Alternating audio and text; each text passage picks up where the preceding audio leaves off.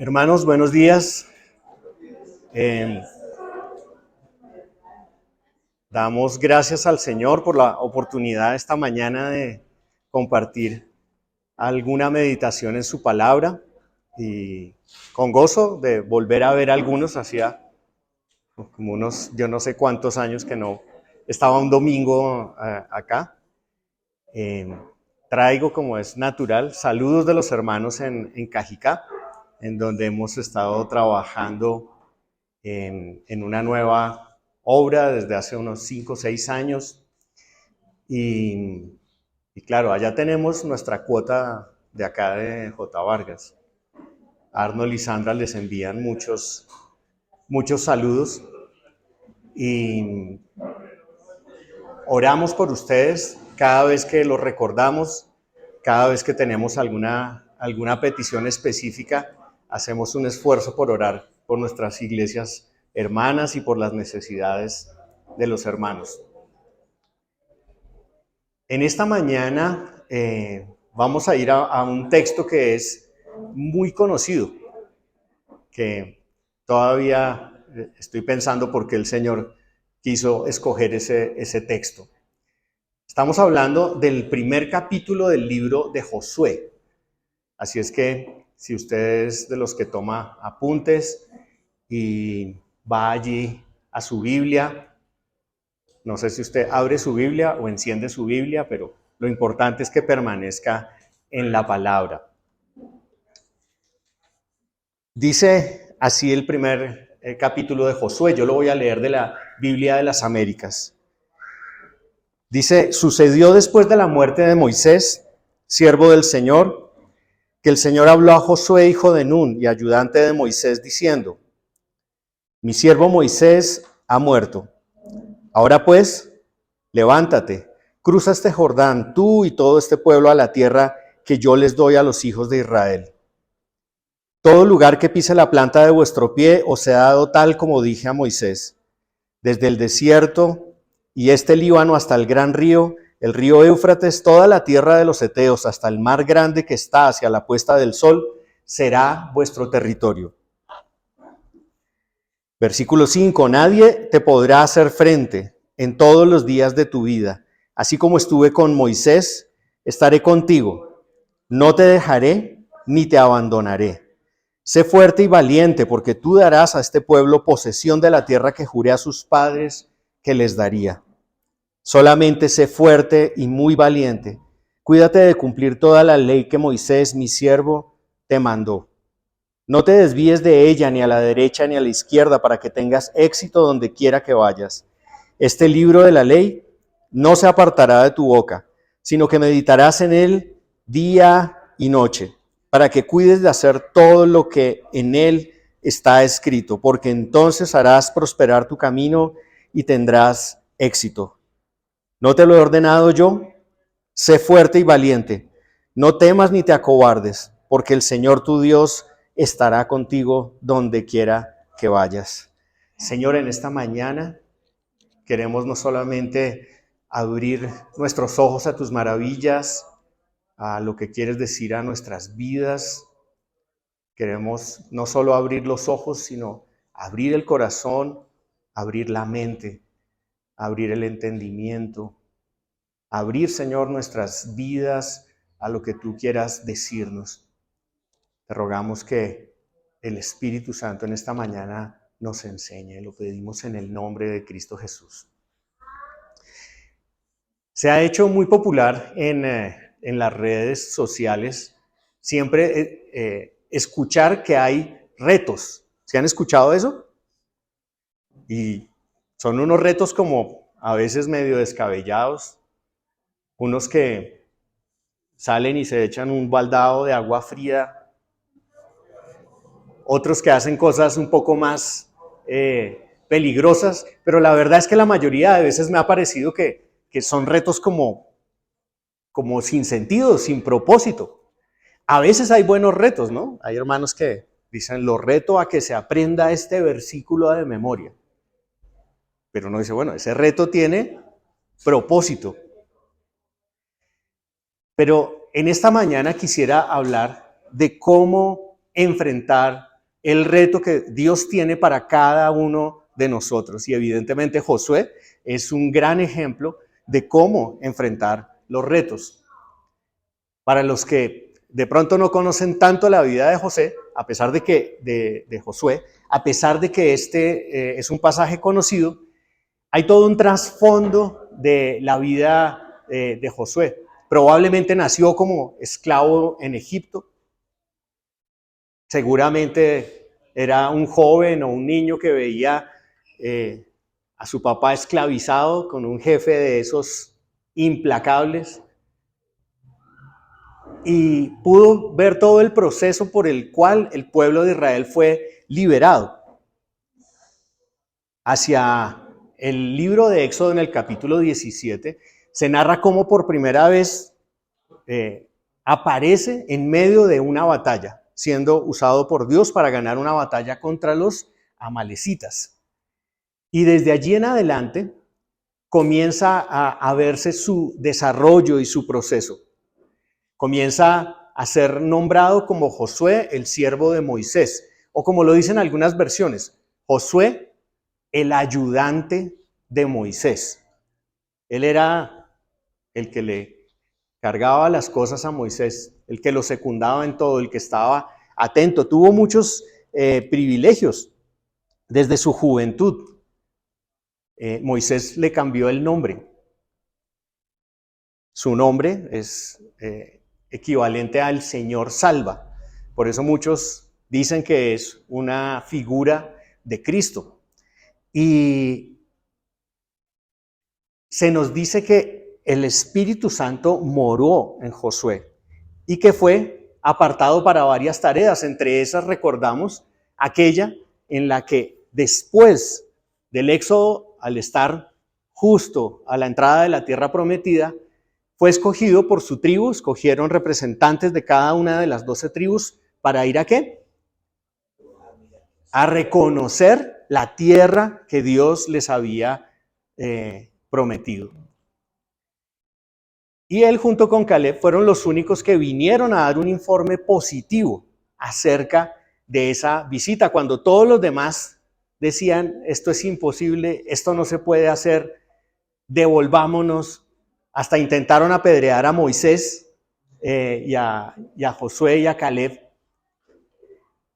Y por causa de esto, llegó el pueblo a quedarse vagando en el desierto, dando vueltas en el desierto, esperando a morir, para que la nueva generación y Josué y Caleb entraran en esa tierra prometida. Entonces, desde estas experiencias quisiera hablar de cómo enfrentar los retos. Y lo primero que quisiera decir en esta mañana es que una buena manera de enfrentar los retos es preparándose con antelación para ellos. Y evidentemente en la vida de Josué hubo preparación. Todas las experiencias que él vivió, todo el servicio que él le prestó a Moisés, todo lo que pudo vivir en las batallas, el acompañar a Moisés a recibir la ley, estar a su lado todo el tiempo, fue una preparación para que él enfrentara los retos. No sé cuántos tienen aquí retos en esta mañana. Un reto claro que tú dices, tengo que enfrentarme a esta situación. Tengo que resolver una dificultad. Tengo que arreglar mi matrimonio. No sé cómo voy a hacer para predicarle el evangelio a mis familiares. No sé cómo voy a sostener esta familia sin recursos, sin trabajo. Una de las cosas que olvidamos es que antes de los retos siempre tenemos posibilidades de prepararnos. Y Josué estaba preparado para el momento en el que asumió el reto al que Dios lo llamó. Seguramente no le tomó totalmente por sorpresa, pero cuando el gran líder Moisés murió y desapareció, él ya tenía muchas cosas ganadas. Entre ellas aquí dice que él era el ayudante de Moisés. En algunas versiones dice que Moisés era el siervo del Señor y que Josué era el servidor de Moisés. Una buena manera de prepararnos para los retos que hemos de enfrentar es hacerlo con antelación y es unirnos a personas que tienen más experiencia que nosotros, a personas que nos pueden mentorear, que nos pueden enseñar, de las cuales podemos aprender, personas a las cuales nos podemos someter para llegar un día a liderar a otros, porque el que quiere estar en autoridad tiene que aprender a estar bajo autoridad. El concepto de ayudante y de siervo no es muy popular en nuestros tiempos. Normalmente cuando dicen que alguien es el ayudante, todo el mundo piensa, bueno, es como el segundo, es el que está ahí desarrollando una labor menor. Pero no es así, no es así. La palabra normalmente usada para ayudante en el Antiguo Testamento es la misma palabra usada para la mujer cuando se dice que ella es una ayuda idónea, pero es la misma que se usa también infinidad de veces cuando se dice que Dios es nuestro ayudador. Así es que un ayudante es alguien que está siguiendo a Dios y está haciendo lo que Dios hace. Así es que ser un ayudante hoy en día es una preparación para los retos que hemos de enfrentar en el futuro. No sé cuántos aquí se están preparando para cuando les toque asumir una responsabilidad o el liderazgo de un ministerio o una nueva tarea. ¿Qué pasaría si, así como desapareció Moisés, desaparecieran quienes hoy en día sirven y lideran la iglesia? ¿Habría unos cuantos Josués listos para continuar la obra? Otra manera como creo que enfrentamos los retos es comprendiendo que el propósito de Dios permanece. Las personas vienen y van, las circunstancias cambian, pero los propósitos de Dios permanecen. Él había jurado desde Génesis 13 a Abraham que le daría esa tierra. Tenía un propósito determinado y lo repite una y otra vez en este pasaje. Así como se lo prometí a tus padres, así como ya se los había dicho. Así voy a cumplir mi propósito. Si sabemos que no son las circunstancias ni las personas las que definen el propósito de Dios, eso va a hacer que podamos enfrentar los retos con seguridad. Claro que Dios quiere usar al ser humano, Dios quiere usar a sus hijos y quiere usarnos a nosotros. Pero nadie, ni siquiera Moisés, es indispensable. Nadie. Así es que debemos estar siempre preparándonos y pensando en los posibles retos que vendrán. Eso sería lo que muchos dicen ser proactivo. Antes de que llegue una circunstancia, y aquí estaba sucediendo. Estaba desapareciendo el líder que los guió por tanto tiempo. Y alguien tenía que tomar las riendas y continuar. Así es que esa es mi primera idea que quiero dejarles acerca de cómo enfrentar los retos. Y creo que, aunque no tenga en mente usted hoy que va a dirigir el pueblo de Dios, o que va a dirigir una iglesia, o que va a llevar a cabo un gran ministerio, todos nosotros tenemos un propósito que cumplir en el gran propósito de Dios. Eso es clarísimo. ¿Conoce ese propósito? ¿Sabe para qué Dios lo colocó en este lugar, en esta iglesia? ¿Por qué le dio la familia que tiene? ¿Ha pensado en eso? ¿Tiene claro hacia dónde va? Esa es una manera de enfrentar los retos. Bueno, esta primera cualidad que aprendió Josué de humildad y de un proceso de preparación fue lo que le dio esta capacidad para enfrentar los retos. Un líder no es irreemplazable ni indispensable. Moisés murió, pero Dios no. Los líderes pueden cambiar, pero Él no cambia. Y las circunstancias pueden cambiar, pero Dios no cambia. Él es consistente. Él es siempre el mismo. Lo escuchamos en toda la Biblia. Él es el mismo ayer, hoy y siempre, por los siglos. Él no cambia. El versículo 3 afirma con gran seguridad que todo lugar al que ellos iban a llegar les iba a ser dado. Y una cosa interesante es que allí dice que les es dado.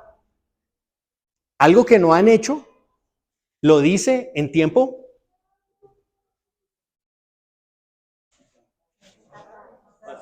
pasado, en tiempo pasado. ¿Cómo puede decir en tiempo pasado algo que aún no ha sido hecho? Porque Dios tiene definido ese propósito en el cual nosotros debemos perseverar y conocer para enfrentar los retos de esta vida. Enseguida dice, tal como le dije a Moisés, una y otra vez afirma, yo voy a estar contigo como estuve con Moisés. Y le da las extensiones de la tierra y afirma la seguridad que tiene para poder hacerlo. Hay aquí en este pasaje una repetición de una expresión que todos conocemos. 3 veces se repite una misma expresión. ¿Cuál es?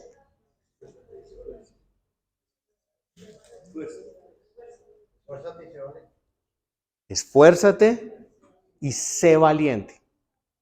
3 veces repite esa misma expresión, porque ese es el mensaje en esta mañana. Esfuérzate y sé valiente. El esfuerzo podría tener que ver con el trabajo duro, con la disciplina, con la determinación, con el cero apatía. Porque muchas veces el pueblo de Israel y también nosotros somos apáticos a las cosas que tenemos que hacer. Y como que nos da una pereza espiritual hacerla o la dejamos.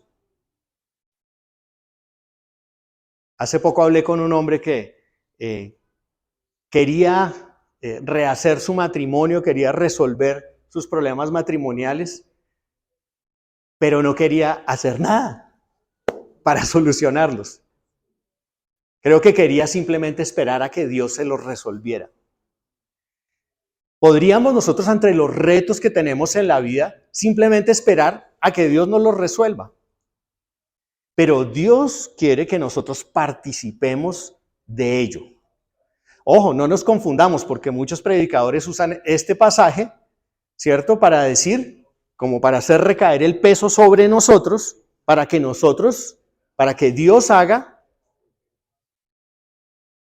como si fuera por nuestras obras. Y eso no es cierto.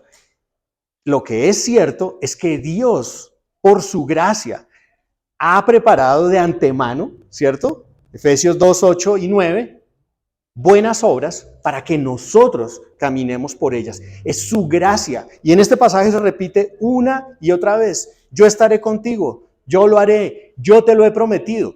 En realidad el protagonista del pasaje es Dios, más que Josué, pero él está utilizando a Josué para ello. Ahora, tenemos nosotros que hacer una parte, sí. Aquí es donde normalmente se dividen las promesas absolutas o incondicionales, como la del propósito de darle una tierra a Israel, por la cual muchos de nosotros creemos todavía que eso se cumplirá hacia el futuro, pero hay unas que son condicionales. Y aquí hay algunas de esas descritas. Unas para que se dé el resultado que Dios está describiendo, Josué tenía que cumplirlas. Entonces, en ese esfuérzate y sé valiente, hay dos ingredientes. Uno, el esfuerzo, y otro, ¿cuál es? La valentía. Yo creo que habla de actitud. ¿Qué actitud tenemos frente a los retos que enfrentamos? Probablemente, como aquí se dice, y era normal que Josué tuviera miedo, tuviera temor. ¿Cuál es tu actitud ante el reto?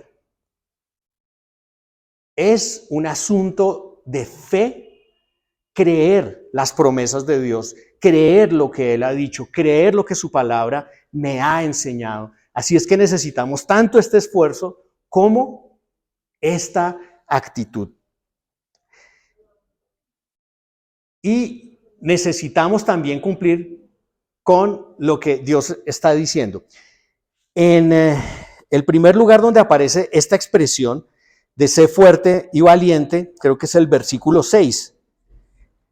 Dice, sé fuerte y valiente, porque tú darás a este pueblo posesión de la tierra que juré a sus padres que les daría. Entonces, después del primer sé fuerte y valiente, le nombra al pueblo.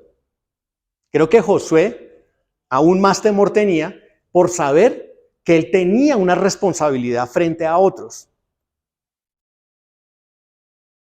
Y todos tenemos responsabilidades frente a otros. Tenemos responsabilidad frente a una familia, frente a un trabajo, frente al estudio, frente a la universidad, pero en especial tenemos una responsabilidad delante de Dios. Pero eso trae consecuencias sobre los que nos rodean. Dice, tú darás a este pueblo posesión de la tierra. ¿Qué qué? Que juré a sus padres que les daría. Así es que el primer, esfuérzate y valiente, yo creo que está recalcando que debemos confiar en las promesas de Dios. ¿Por qué no confiaríamos en las promesas de Dios? Bueno, puede ser por ignorancia, puede ser porque no las conocemos. Eso es una posibilidad. Pero también una posibilidad mayor es que haya incredulidad, que haya desconfianza. Aquello que tuvieron esos que fueron a reconocer la tierra y que solamente Josué y Caleb tuvieron. Eso es muy interesante, cómo dos personas diferentes pueden mirar una situación y verla totalmente diferente. Hay personas que sufren una pérdida. He leído historias, a propósito de Emaús, recuerdo algunas historias que he leído de personas que fueron a parar a la cárcel y pensaban que eso era lo peor que les había ocurrido. Pero para ellos descubrieron que era lo mejor que les había podido ocurrir, porque allí pudieron hacer un ministerio carcelario. ¿Qué diferencia hay entre alguien que ve el propósito de Dios y alguien que no ve el propósito de Dios? Solamente ve un problema, solamente ve una dificultad. Recuerdo al apóstol Pablo en la carta a los Filipenses, en medio de la cárcel, ¿cierto? Cuando escribe, regocíjense, gócense, estén contentos. Y uno dice, ¿qué pasó con Pablo? Pablo remodeló la cárcel, pero no lo hizo por fuera, sino lo hizo por dentro. Para él, eso era vital. Y él dice, regocíjense, el Señor está cerca. Algunos piensan que eso tenía que ver con el regreso del Señor, pero yo pienso que tenía que ver con la presencia de Dios allí en el lugar donde ellos estaban. Las promesas de Dios. ¿Conoces las promesas de Dios? Pero no solamente si las conoces, sino si las apropias. Dios le dijo a José, yo ya les he dado esa tierra, ya se las di. ¿Ustedes tienen que hacer qué? Apropiarla para ustedes. Espiritualmente hablando, El libro de Efesios nos dice que tenemos toda bendición espiritual. La tenemos, la tenemos. ¿Qué tenemos que hacer? Apropiarla, que sea nuestra, que la podamos vivir, que la podamos manifestar en todas nuestras acciones. ¿Tiene retos en la vida? Aprópiese de lo que Dios ha dicho. La segunda parte en donde aparece esta expresión de sé fuerte y valiente, creo que es el versículo 7. Dice solamente sé fuerte, aquí no dice valiente, sino dice muy, muy valiente. Cuídate de cumplir toda la ley que Moisés, mi siervo, te mandó. No te desvíes de ella ni a la derecha ni a la izquierda para que tengas éxito donde quiera que vayas. Eso dice la Biblia de las Américas. Es probable que la suya hable en otros términos. Pero esto es sumamente interesante. El otro, sé fuerte y valiente, ¿en qué consiste? En que obedezcas. Y la obediencia tiene el mismo común denominador que las promesas. La obediencia es fe. De pronto, yo siempre he pensado que por tener un trasfondo católico en nuestra sociedad y reaccionar a no es la salvación por obras, sino es por fe, se nos olvida que la fe no es simplemente la confianza, la certeza, ¿cierto? Sino que es una fe que, como dijo mi tocayo, el que escribió la epístola de Santiago, va acompañada de obras. Tu obediencia es fe. Si estás desobedeciendo, es porque hay falta de fe, falta de confianza en que lo que Dios está diciendo es cierto. Peleamos contra eso, pero te aseguro que la única manera en que vas a poder asumir los retos que tienes es por medio de la obediencia.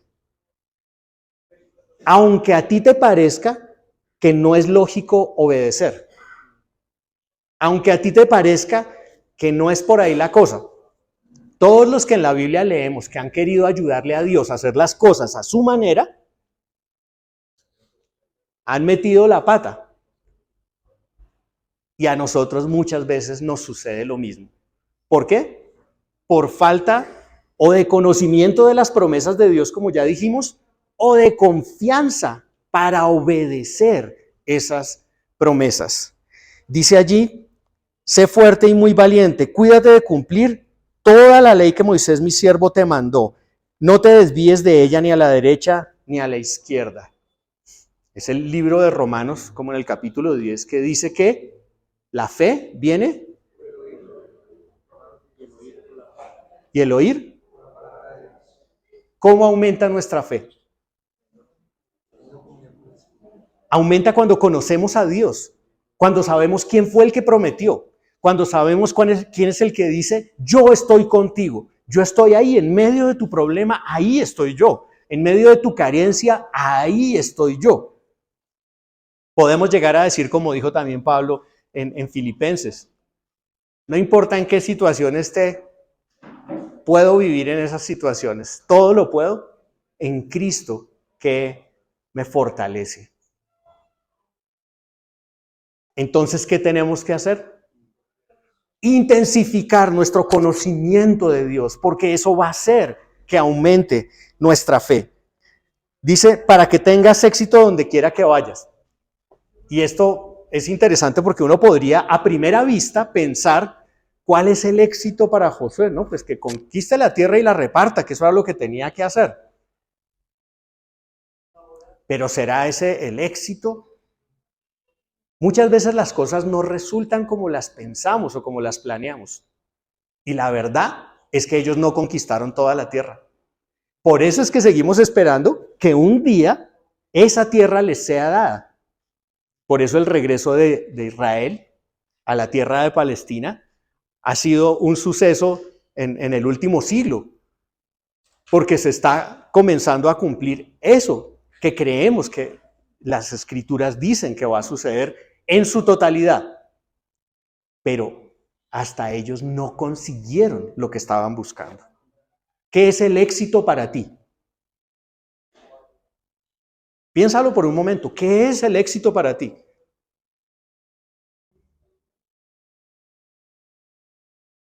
¿Un título universitario?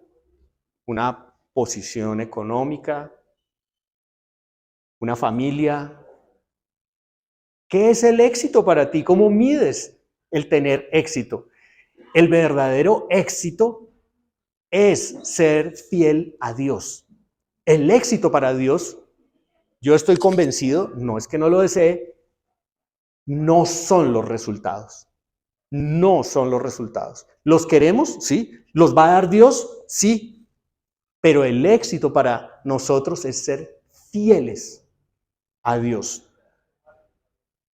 Recuerdo ahora esa historia de los mártires en el Ecuador, cuando Jim Elliot y otros, entre esos el tío de Jaime Fleming, que muchos de ustedes conocen, viajaron a evangelizar una tribu, a la tribu de los Aucas, en la selva ecuatoriana. ¿Y qué sucedió? Al hacer contacto con ellos, los mataron. Y muchas personas dijeron, ¡qué fracaso! Gente tan joven, tan preparada, se hubiera podido quedar aquí en la iglesia de J. Vargas, sirviendo en estos ministerios que tenemos, ayudando. Ahora, ¿eso fue un fracaso o fue un éxito? Para la mente humana puede parecer un fracaso, pero yo digo que es un éxito porque ellos fueron fieles a lo que Dios les dio a ellos para hacer. Y si tú eres fiel en hacer aquello que Dios te dio a ti para hacer, en tu trabajo, en tu universidad, con tu esposa, con tus hijos, en tu iglesia, en tu comunidad, el éxito está garantizado. Es que el éxito es nuestra victoria en Cristo Jesús. Lo que estábamos celebrando hace un momento. Él triunfó, y porque Él triunfó, la victoria también es nuestra.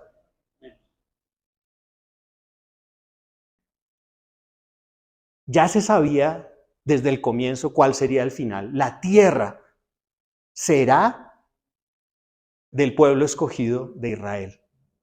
Nosotros sabemos cuál es el final de la historia. ¿Tú lo sabes? Vamos a vivir en gloria con Cristo. Y por eso es que las presentes tribulaciones no se comparan con nada de lo que hemos de tener allá. Y una de las cosas que nos afecta para pensar que no tenemos éxito es porque nuestras expectativas no están allá, sino están acá. Y esperamos ver los resultados. Queremos ver las cosas ya. Tenemos un hijo que de pronto se ha apartado de la fe. Pero mi éxito es que ese hijo manifieste su fe y esté en Cristo. No, ese no es mi éxito. El éxito de un padre cristiano es hacer lo que Dios le mandó hacer. La salvación es del Señor. ¿Es claro? Por eso, ese concepto de éxito tenemos que reevaluarlo. Las grandes frustraciones que creo que tenemos es porque tenemos expectativas que no están acordes muchas veces con lo que la palabra nos dice. Hay un tercer, esfuérzate y sé valiente, que está un poquito más adelante. Bueno, en el 8, antes de llegar al último, esfuérzate y sé valiente, dice, este libro de la ley no se apartará de tu boca, sino que meditarás en él de día y de noche para que cuides de hacer todo lo que en él está escrito, porque entonces, nuevamente, harás prosperar tu camino y tendrás éxito, pero no es la exitología de este mundo, repito, no es la exitología de este mundo. El exitoso de este mundo Supongo que en la mente es un gran empresario o alguien muy famoso o alguien muy reconocido por sus habilidades o por sus descubrimientos, pero para Dios puede ser un absoluto fracaso, porque la única manera de lograr ese éxito en Cristo es en Cristo Jesús y es siendo fiel, haciendo lo que Dios me pide que haga sin importar los resultados. Y muchas veces yo sé que podríamos aquí recopilar algunos testimonios de cosas que ustedes obedecieron. Y obedecí para Dios y mire lo que me pasó. Obedecí a Dios y me sacaron del trabajo. Obedecí a Dios y mi familia, que dice que me lavaron la cabeza allá en esa iglesia, me rechaza. Muchas veces por hacer lo correcto y por obedecer, tenemos este privilegio de pasar algunos leves y momentáneos sufrimientos por Cristo. Así es que no solamente podemos decir que hay que permanecer en la palabra, sino que hay que meditar en ella de día y de noche, constantemente. Ella debe ser mi pensamiento en el día, en la noche, en cuanto a mi familia, en todas partes. Yo sé que ustedes son una iglesia que seguramente se caracteriza por estudiar mucho la Biblia y por permanecer en su palabra. Tal como también escribió ahí en Filipenses 4, tengo en mi mente el libro de Filipenses, no sé por qué, escribió Pablo, en esto pensad. ¿Cuáles son tus pensamientos ahorita? ¿En qué estás pensando? Aquí deberíamos estar concentrados en pensar solamente en Cristo y en lo que Él nos quiere decir. Él escribió, en esto pensad, todo lo amable, todo lo justo, todo lo de buen nombre, ¿cierto? Si hay algo digno de virtud, piensen en eso. Haz de el pensamiento de Dios tu pensamiento. Que ya no pienses por ti mismo, sino pienses con el pensamiento de Dios. Que se cumpla lo que dice el libro de Gálatas, ya no vivo yo, sino vive Cristo en mí. Y a este que están viendo aquí, ya no soy yo. Pueden ver a Cristo porque tengo los pensamientos de Cristo.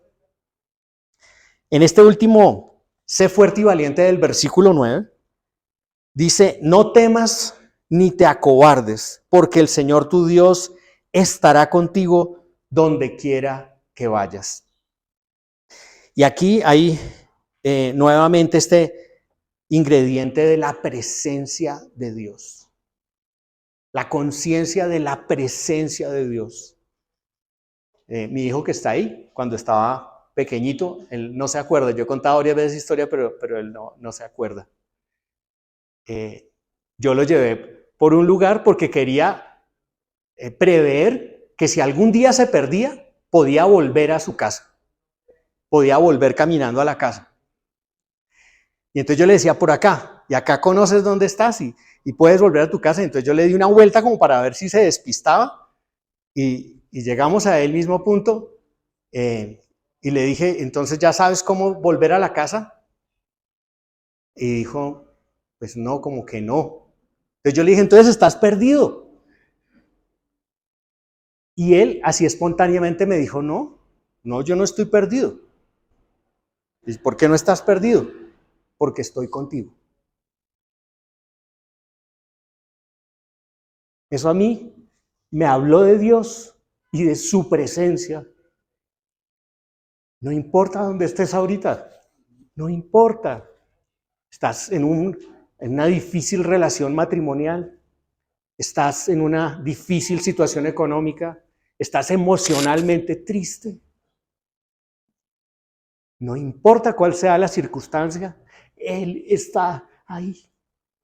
Él lo ha dicho acá como 5 veces, yo estaré contigo, no te dejaré, no te desampararé. Pero nos olvidamos de eso. Y eso hace que nuestra fe decaiga, hace que desobedezcamos, hace que no caminemos hacia el propósito que Dios tiene para nosotros. no solamente dice esto, sino que dice, no temas ni te acobardes. Si hay un problema grave, es el miedo. Tomé una nota por aquí de un artículo que leí. ¿Qué le preocupa a la gente? Y es increíble la cantidad de cosas que nos preocupan. En primer lugar, nos preocupa el futuro. ¿De qué voy a vivir? ¿Qué voy a hacer? ¿Con quién me voy a casar? ¿Será que el Señor me va a dar una esposa o me va a dar un esposo? Y si me da una esposa, después, ¿cómo la voy a mantener? Y si me da un hijo, ¿cómo lo voy a criar? Y tenemos una actitud de temor al futuro. Cuando llegue a mis años avanzados, ¿cómo voy a hacer para vivir? ¿Será que voy a tener el dinero para vivir? ¿Será que mi salud va a ser? Hay gente, le he escuchado a alguna gente que dice que quieren morirse antes. Hasta están planeando que les apliquen la eutanasia porque no quieren llegar a su edad avanzada. A eso los lleva el temor. El temor. Con algo que ni siquiera sucedió. Yo les confieso, mi esposa y mis 2 hijos están acá. Yo tenía un miedo de casarme, pero espantoso. No por mi esposa, no la miren así de esa manera. Tenía miedo por mí. Para mí era escribir, por ejemplo, mis votos matrimoniales, eso fue de insomnio. Porque yo decía, ¿yo cómo voy a cumplir esto? Después de que los escribí yo, no, qué locura.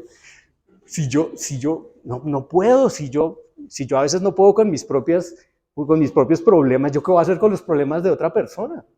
Y después cuando tenga hijos. Entonces decidí que era un acto de fe, que debía obedecer. Y hoy puedo dar testimonio de que el Señor me capacitó para ello. Soy muy feliz con mi esposa y mis hijos. Los solteros, cásense. Hoy en día, qué lástima que muchos jóvenes están diciendo, no, es que ya no nos queremos casar. No, ¿y tener hijos? No, para eso hay mascotas. Para eso hay gatos y hay perros. Así me lo han dicho, así me han contestado.